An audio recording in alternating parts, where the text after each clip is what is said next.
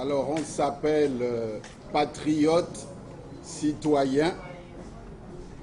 Monsieur le secrétaire,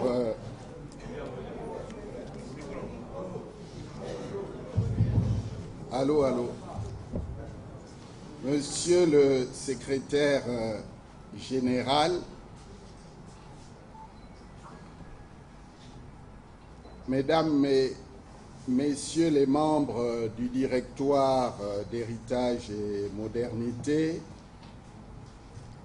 militantes et militantes du rassemblement héritage et modernité, mesdames et messieurs de la presse nationale et internationale, distingués invités, mesdames et messieurs, chers compatriotes, je vous remercie, chers militantes, militants, sympathisantes et sympathisants de votre présence massive à ce symposium d'appropriation de votre parti. Et je félicite le secrétariat exécutif et toute son équipe pour l'expertise pédagogique dont il a fait montre pour la circonstance. Et je voudrais également remercier le représentant du collectif des sages, Monsieur Eugène Kakou Mayaza.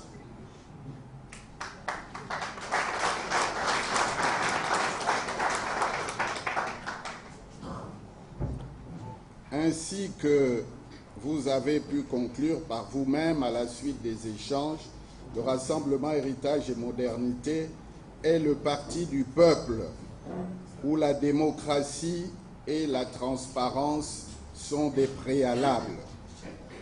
C'est un parti qui tient à se démarquer de ceux qui se proclament démocratiques pour la forme, alors que dans le fond, ils sont autocratiques et défendent la dictature. Le peuple a soif de liberté, de démocratie et de bonne gouvernance. Et vous l'avez démontré à souhait à l'occasion de ces échanges. C'est pour l'avoir compris plus tôt que nous avons tiré la sonnette d'alarme pour prévenir une catastrophe. L'occasion nous avait été donnée pour dire sans tergiverser et sans arrière-pensée que le président de la République de l'époque était pris en otage par des profito-situationnistes installés à leur propre compte, venus pour s'enrichir individuellement à une vitesse vertigineuse. Ces postures, à l'époque, étaient déjà positionnées aux antipodes des engagements républicains. La mauvaise gouvernance de notre pays a été sans ambiguïté qualifiée de goulot d'étranglement pour le développement économique, tant le management et les prises de décision revenaient désormais à des funambules dans des domaines qui nécessitent des compétences avérées, et cela à des desseins clientélistes. Et je voudrais saluer la présence du président de l'ULP, le docteur Ngoang, qui est là et que je vous demande d'applaudir, cher aîné.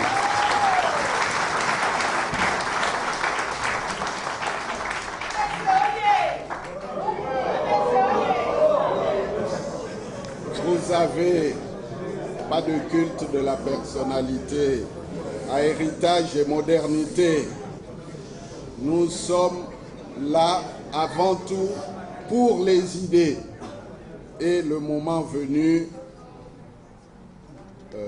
nous verrons comment investir le terrain, et je crois que c'est très important nous n'avons pas besoin d'attendre de grandes rencontres pour investir le terrain, pour convaincre de la force des idées à héritage et de modernité. Hélas, nous n'avions pas été entendus. Aujourd'hui, les faits nous donnent raison. Au plan économique, le pays est en pleine crise sans que l'on sache très bien où s'arrêtera la descente aux enfers. Le chômage sévit et frappe en majorité les jeunes et les femmes dont nous avons parlé tout à l'heure. La pauvreté est galopante et frappe plus du tiers de la population. Des mesures de réforme économique ont été mal ciblées, inappropriées, dans certains cas non envisagées. Notre appareil productif n'a pas connu de transformation majeure. La dette publique est croissante. Les exonérations fiscales créent des manques à gagner à l'État. La création des PME, PMI n'a pas été significativement encouragée à cause d'un environnement des affaires particulièrement défavorable.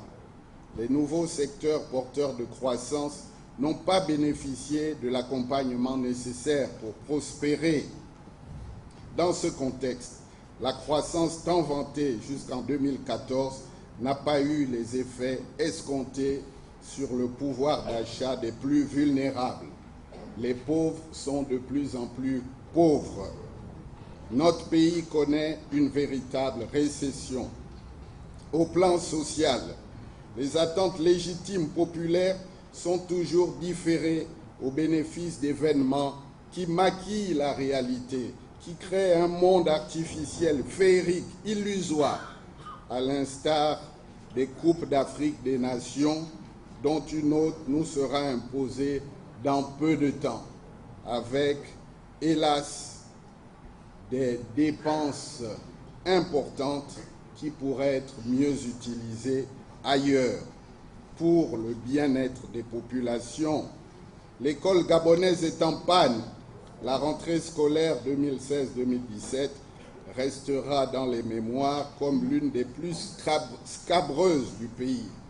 Depuis le mois d'octobre, les cours sont sporadiques et ce ne sont pas les oukases, les menaces vis-à-vis des enseignants qui vont régler les problèmes, parce qu'un enseignant peut très bien être en salle et cela ne garantit pas pour autant l'effectivité des cours.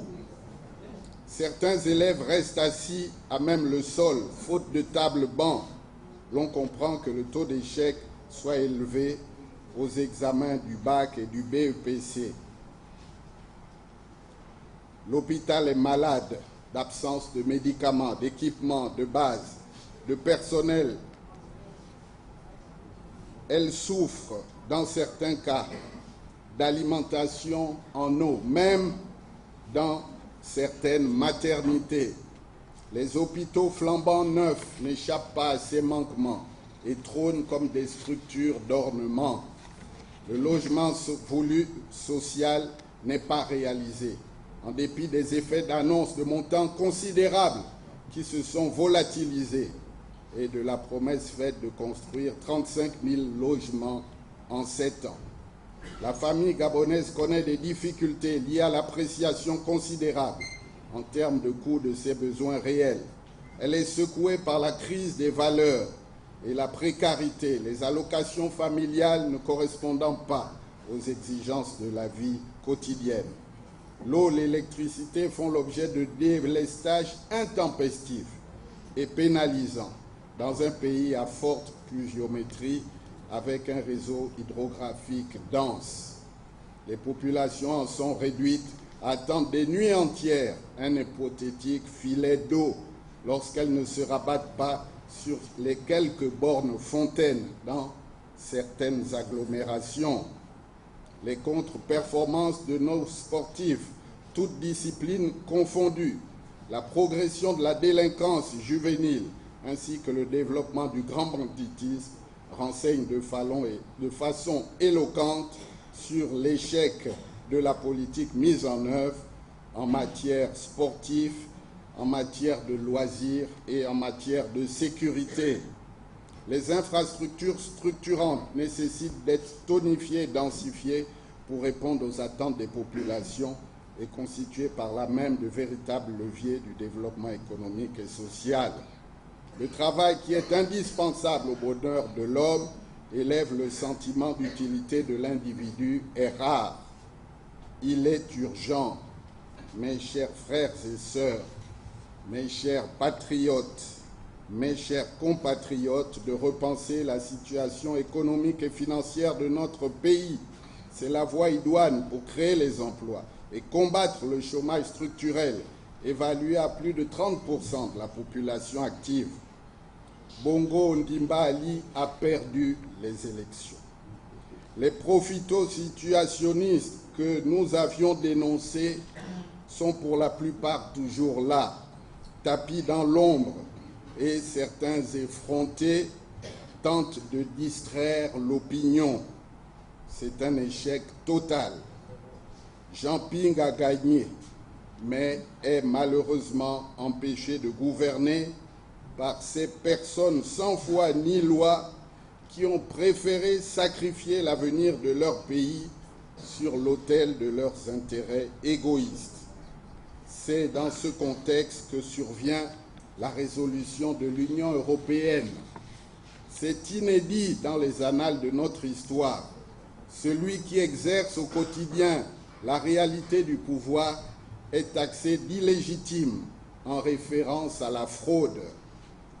La crise post-électorale a été consécutive à la volonté de l'imposteur de se maintenir coûte que coûte au pouvoir et du fait des extrémistes de son bord, nous avons vu des affrontements extrêmement violents, y compris dans le quartier général de Jamping, ayant entraîné de nombreuses pertes en vie humaine. Chacun devra tôt ou tard assumer ses responsabilités. Et nous avions effectivement envisagé une minute de recueillement en mémoire de nos héros qui sont morts ce soir du 31 août, les mains nues, parce qu'ils revendiquaient la démocratie. Et ces morts ne peuvent pas l'avoir été pour rien. Chacun devra tôt ou tard assumer ses responsabilités. Oui, nous pleurons ces morts inutiles.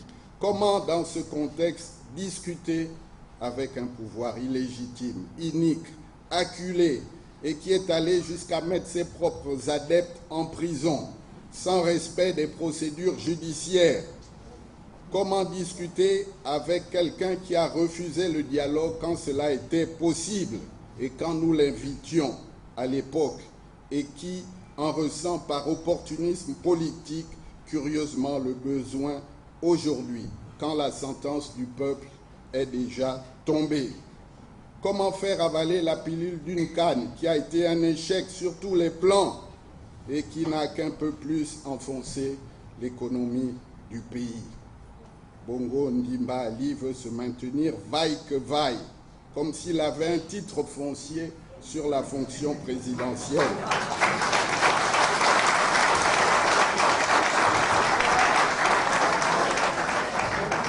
Tous les secteurs sont paralysés. Que faut-il faire? Pour notre part, le rassemblement Héritage et Modernité ne participera nullement à cette mascarade de dialogue organisée simplement aux fins de se donner une improbable légitimité.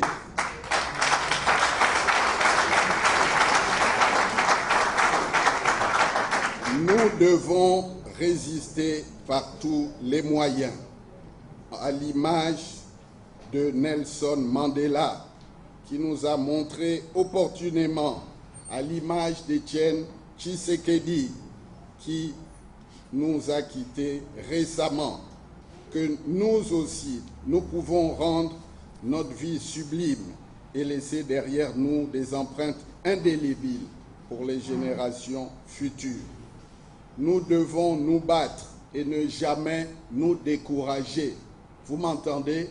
Nous devons nous battre et ne jamais nous décourager.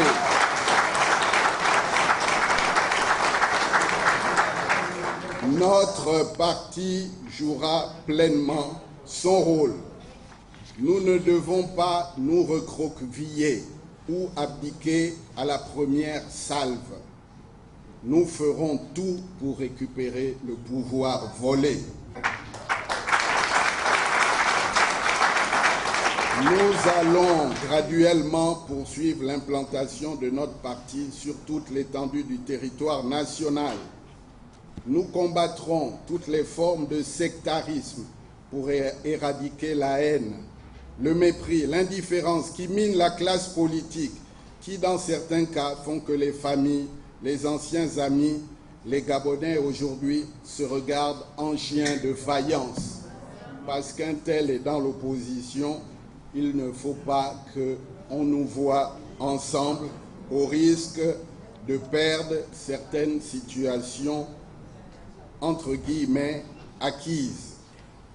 Le pays aspire à une gouvernance qui doit contribuer à élever le niveau de vie du pays en totale rupture avec le système actuel. Il est exclu pour nous, mes chers compatriotes, de continuer à tenir à bout de bras ce système de prédation des ressources du Gabon et de gaspillage dans des effusions sportives et festives inutiles qui alimentent cette crise multiforme. Mesdames et messieurs, chers patriotes, nous devons nous aider des valeurs cardinales que nous ont léguées nos dignes devanciers pour réussir ce challenge. C'est pourquoi nous parlons d'héritage, mais qu'on ne s'y méprenne pas. Il s'agit de l'héritage des pères fondateurs de la République, de l'héritage qui prend en compte le patriotisme, qui prend en compte l'intégrité, qui prend en compte la solidarité, qui prend en compte la nécessité d'accepter les différences. Le rassemblement nous permettra d'avancer ensemble et de demeurer forts.